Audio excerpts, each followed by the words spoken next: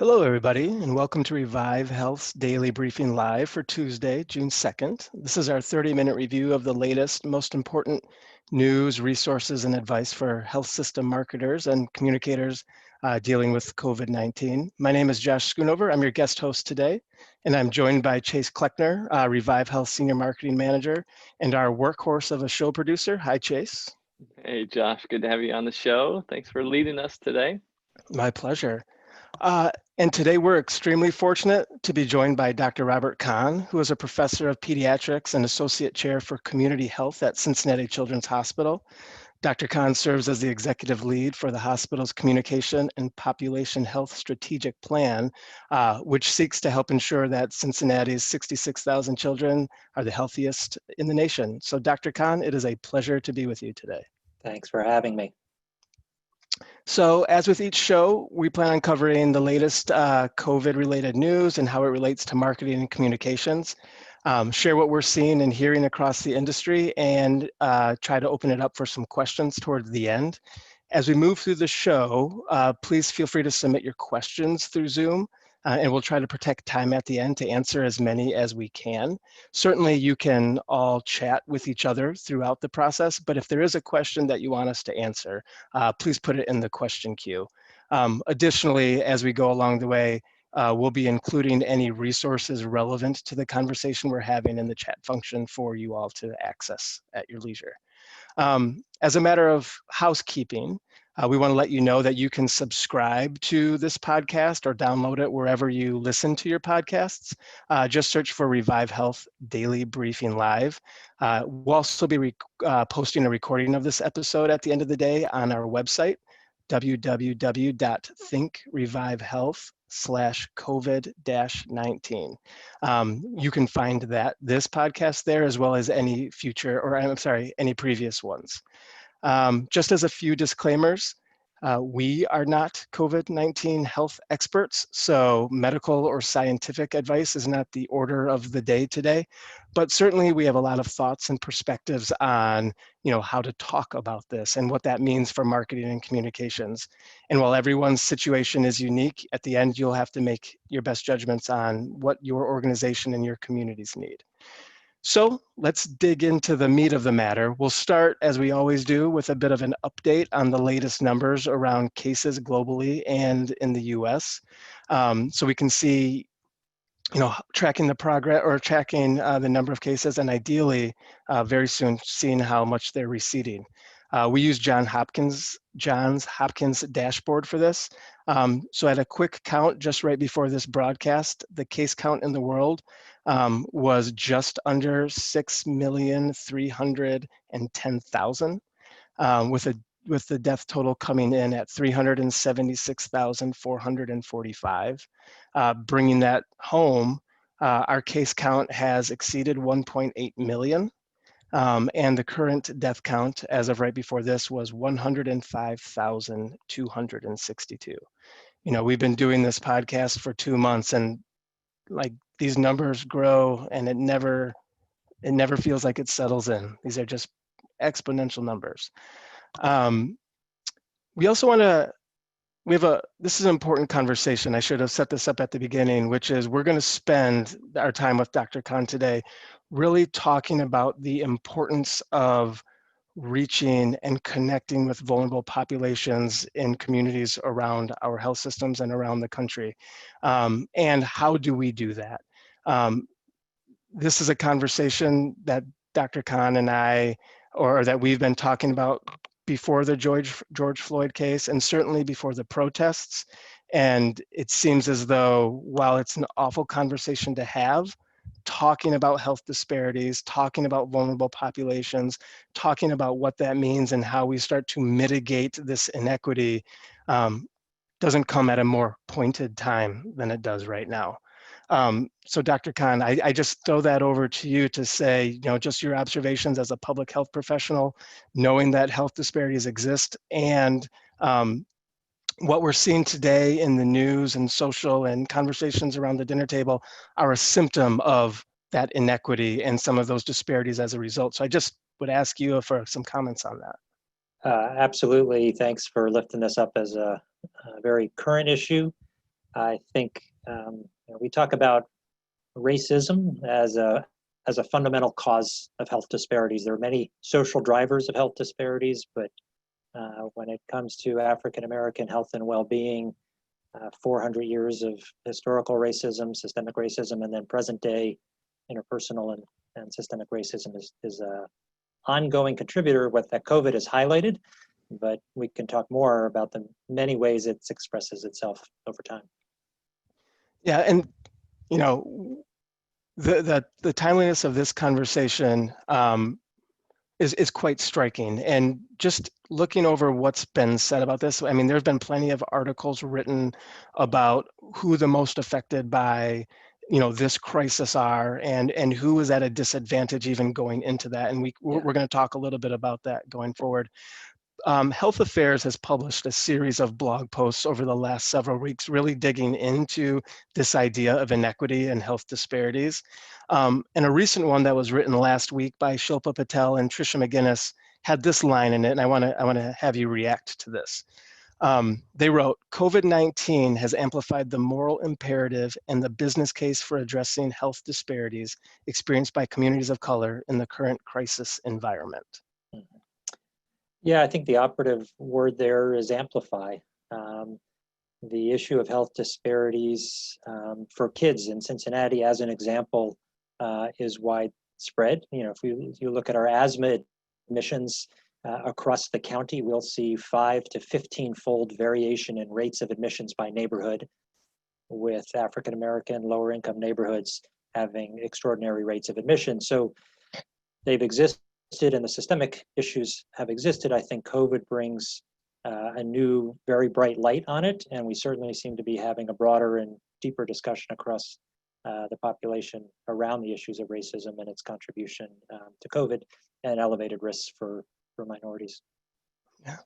Well, I think that tees us up for, getting into a bit about the work that you do and then asking you a few questions about that. So at a high level, can you just tell us what you are focused on in terms of community outreach and community activations, and what are your list of priorities?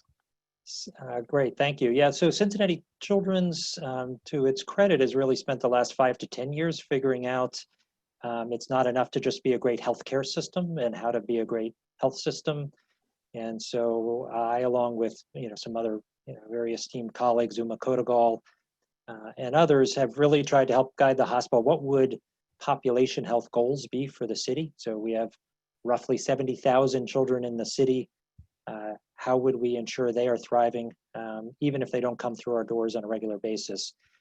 In that light, then when we look across the county around asthma, diabetes, cystic fibrosis, and others, trying to identify where the disparities are, but get beyond describing them and try to figure out what are the pathways creating them, and then who are high leverage partners in the community to address them. So our Cincinnati Public Schools, our Child Welfare Agency, our United Way, and then we've all been part of partnerships that don't lead somewhere. We've worked really hard to take our quality improvement work in the hospital, bring it out in the community to help guide our partnerships. So collectively working together with multiple institutions to address child health disparities. I think a really important part of what's unique about Disparities work is if you spend time working directly with families themselves to begin to get to issues that are core to them. So whatever we redesign is consonant with their issues around trust and value. And I think so that's been an important second part of what we've been doing around health disparities. Specifically, we focused on infant mortality, excess admissions, ready for kindergarten, and those kinds of issues. A quick follow-up to that, you mentioned trust, and at times like this, and meaning the last few days, and certainly for historically, can you just talk a little bit about the importance of trust in the work that you do? Absolutely. I think in the end, it's probably the most foundational to getting the work done. And it's one of those issues where everyone raises it, but if you said, how do you break that down? How do you sequentially build up trust?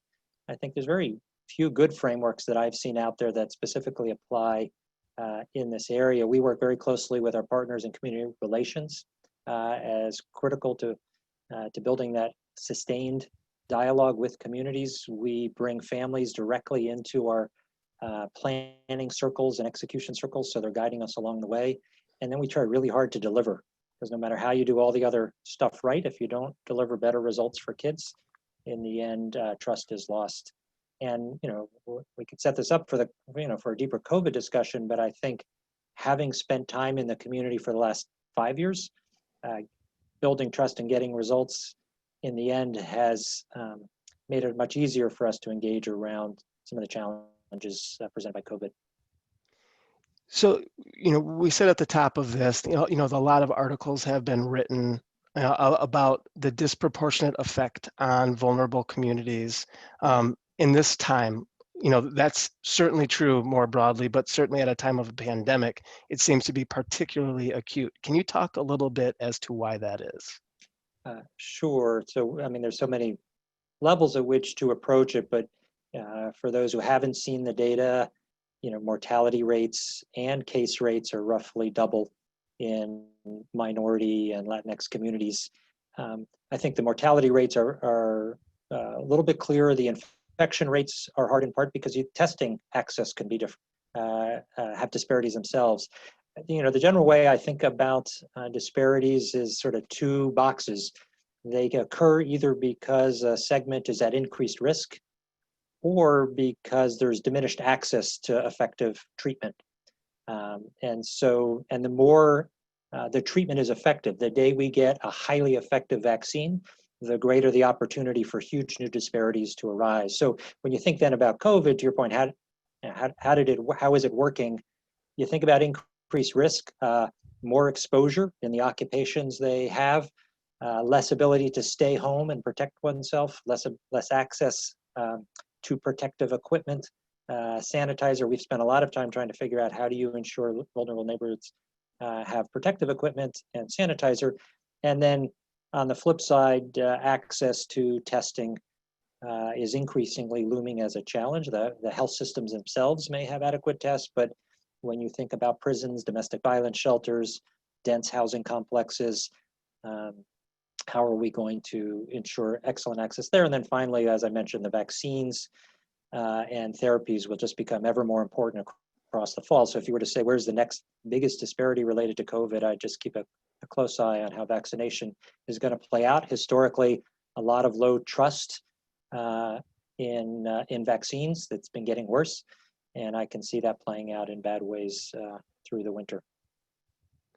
So that idea of access, certainly there is, access to insurance, there's access to services, there's access to facilities. But it seems to me there's probably also a bit of an inequity in access to information in terms of who it's written for, how it gets to the people that need it. Can you talk a little bit about why it's so important to find ways to get information into and being able to understand communities enough to know how to communicate with them? Right. I think we all are sensitized to that challenge, and I'd be hard pressed to say, even when I've scanned the literature for the very best in coronavirus related materials, if you go to the CDC site, how to solve that challenge you just raised, I'm not sure you'd find really great answers there. But I think there's the right content, like what are the myths and important messages to get out. There's who are the right spokespeople to carry that message in what format and through what distribution channels, and then how diverse are the audiences in your region that you're trying to reach.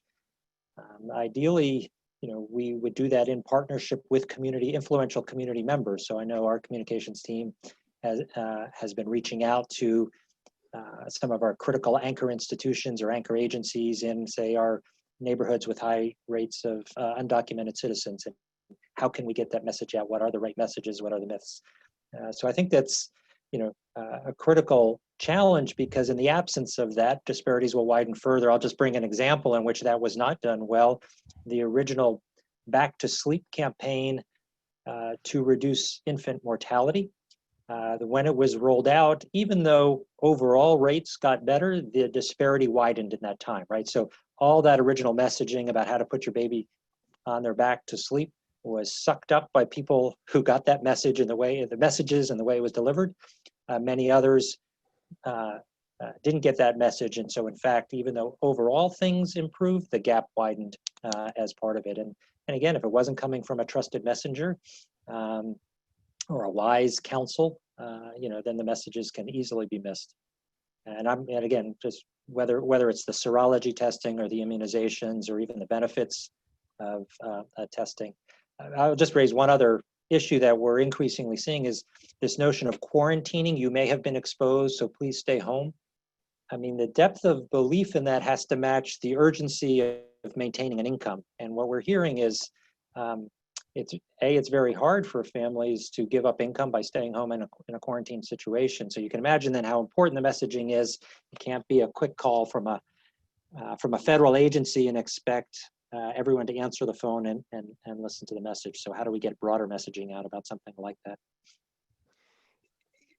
I should have asked this a little bit at the top, but I think it sets some context here. Can you talk a little bit about the diversity of the Cincinnati community and who it is that Cincinnati Children's serves locally? And we know that there's a regional and international population, but can you just talk a little bit about your community that you serve?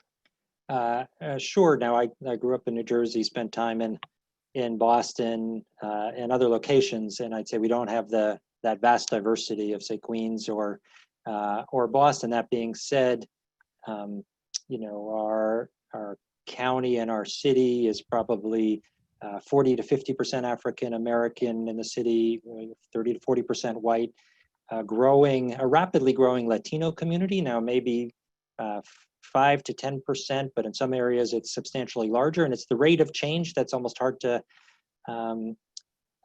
acknowledge that you really got to adapt. We have West African community as well as another range of other smaller percentage minorities. So not nearly as diverse as Queens, but enough to it almost makes it more challenging because we have to adapt as an institution to that growing diversity.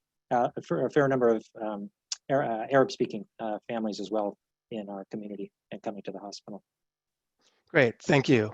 So with that in mind, can you talk a little bit, there's a number of initiatives you all have out in the community, and some with great success. Can you just talk a little bit about what you have found and your teams and your colleagues have found as effective ways to reach disadvantaged communities across in the area? Sure, and the specifics will vary obviously by health system and by community, but I'll lift up one example where we followed our intuition, and I think it's actually playing out helpfully as a strategy.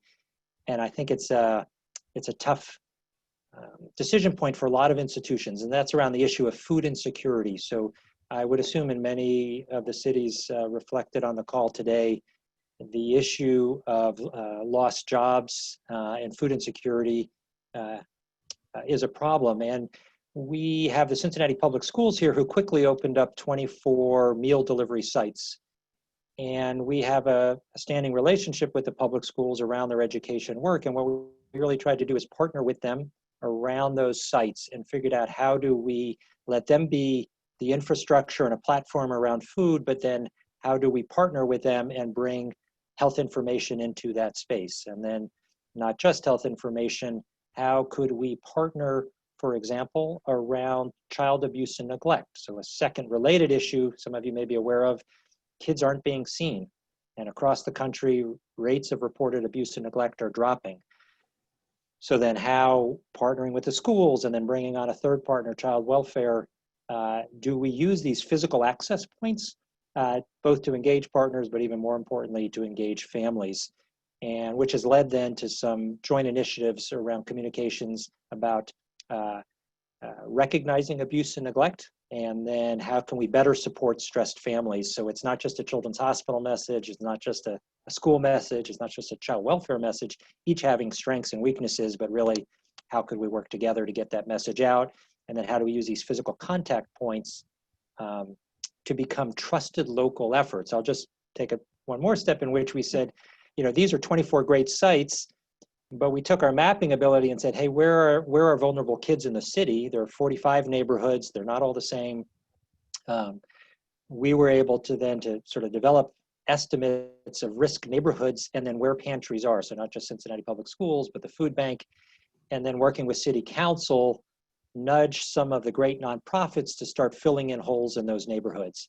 So there, we put out a challenge. How could we make sure every vulnerable child has a food pantry or meal delivery site within 1 walking mile of their home?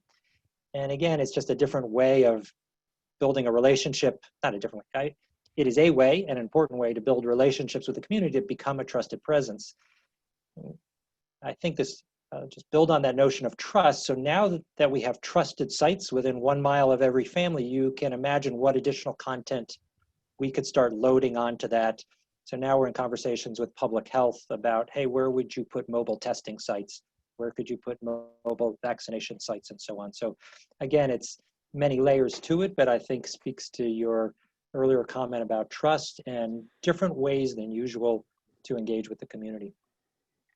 Have you, over, say the last 5 years, and as you're out in the community really engaging, have you found, like, what are some of the common obstacles you bump up against? Yeah, I'll say 2, which one might be, what space are you in? Why are you going there, right?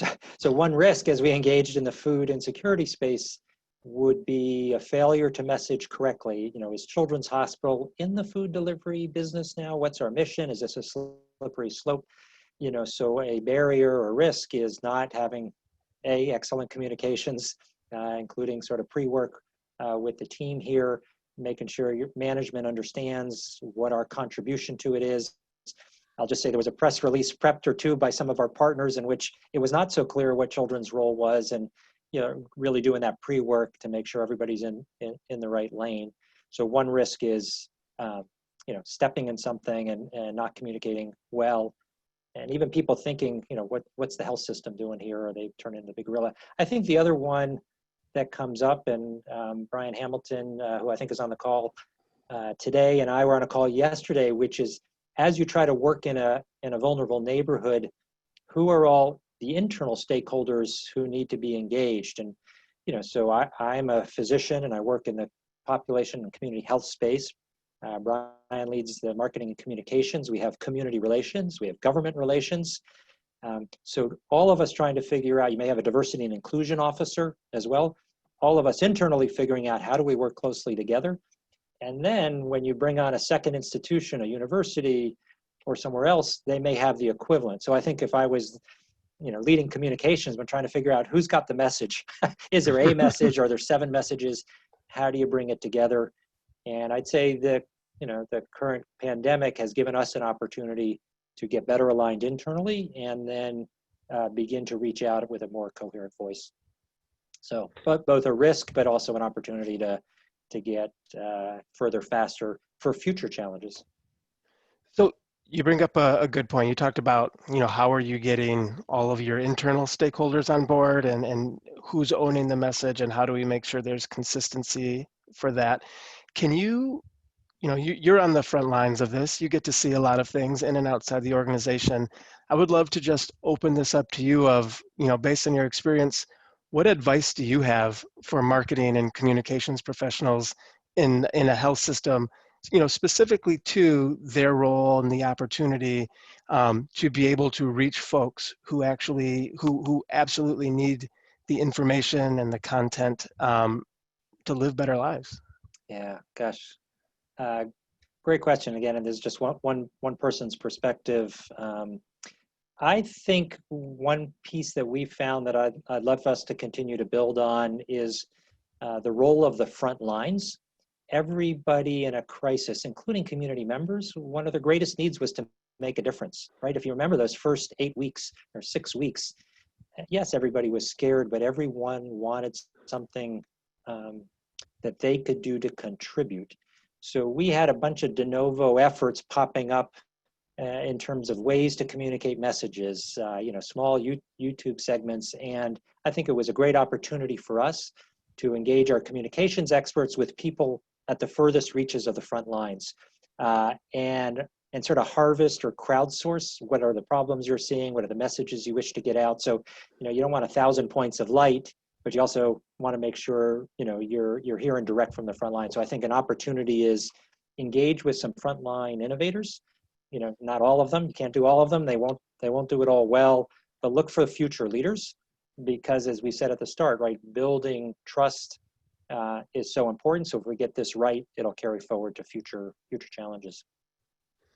So a final question here for you, which is, I know we've had some separate discussions about this, but you know, there's a particularly acute focus, one because of COVID, two because of some of the protests that are going along, and it brings a lot of this conversation to the moment, right? But this idea of inequity, of health disparities, of disadvantaged communities will go on beyond this pandemic, right? So can you just, what would your kind of takeaway advice for people to not let this fall off your radar? This isn't a moment in time, this is a flashpoint, and how people should be thinking about it going forward. Right, I mean, right, we said for the past 400 years, certainly for the past 50 years of our health systems, what an opportunity to build for the next 10 years.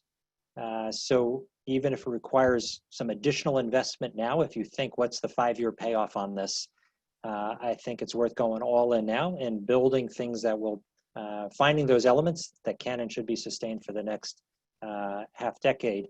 And in part, I would just say the value premise, as many of us are shifting somewhat from volume to value-based payment, we're keeping families healthy, is what's great for the bottom line. I think it's all the more reason to do those upfront investments now in addressing health disparities and communicating well about them.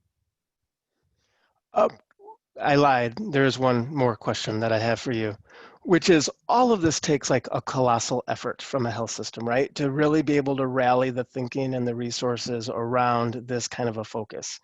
In just a few moments, I don't want to force you into a dissertation on this, but can you just talk a little bit about how you and colleagues have been able to really direct the focus on inequity and vulnerable communities at Cincinnati Children's? Because that's a big lift, right? Yeah, I mean, it has been, and I'd say a huge part of it is great leadership. So connecting with the senior leaders, our CEO and our board chair not only care passionately about the issue, but they've taken time to work with internal communications as well to ensure that that message gets out internally, that it's a priority now and going forward for the future of the hospital. It does and has required some investment in looking toward the future. So luckily I've had folks on my team. And then, you know, frankly, getting up in front of other leaders and lifting up the data to them and saying, hey, if we're about health, how can we feel comfortable knowing that 25% of our population is well below the mean? You know, what can we do together? What resources can we bring to you? And it's sort of a movement. We're trying to build towards a bit of a campaign movement across all the subspecialties in the hospital. And we just had a conversation with the CEO today. How do we use this moment to give clinical leaders the data they need to set goals in the upcoming year to address some of the, in particular, black-white disparities in condition outcomes. Well, Dr. Kahn, I can't thank you enough for joining us today and sharing a bit of your perspective at a time like this. So we greatly appreciate the time, knowing how much you have to accomplish over there. Thank you very much for having me on. It's been a pleasure. Great. So that's it for today's show. Please let us know if there's something you'd like us to cover tomorrow or in future sessions. Tomorrow for our session, we have Sasha Bogosian joining us with guest hosts alongside Corey Ashford, who's the Director of Integrated Communications Division at the American College of Surgeons. She'll be giving insight about the concerns and the priorities and the opportunities that are top of mind for surgeons so that health system marketers can best engage with surgeons as they begin transitioning and resuming some of the surgery services. Please remember to visit www.thinkrevivehealth.com/COVID-19 for a recording of today's episode, as well as all of our content. And again, you can subscribe to iTunes or wherever you get your podcasts to hear this later. And to all of you out there, please hang in there, stay safe, keep up the amazing work you're doing. The skills that you bring as marketing and communications professionals have probably never been more important, have never mattered more. And we know this because audiences are looking to us more than anyone else to help them navigate these times. So We'll be back tomorrow and every week and every weekday until this passes. So we will talk to you then. Thank you.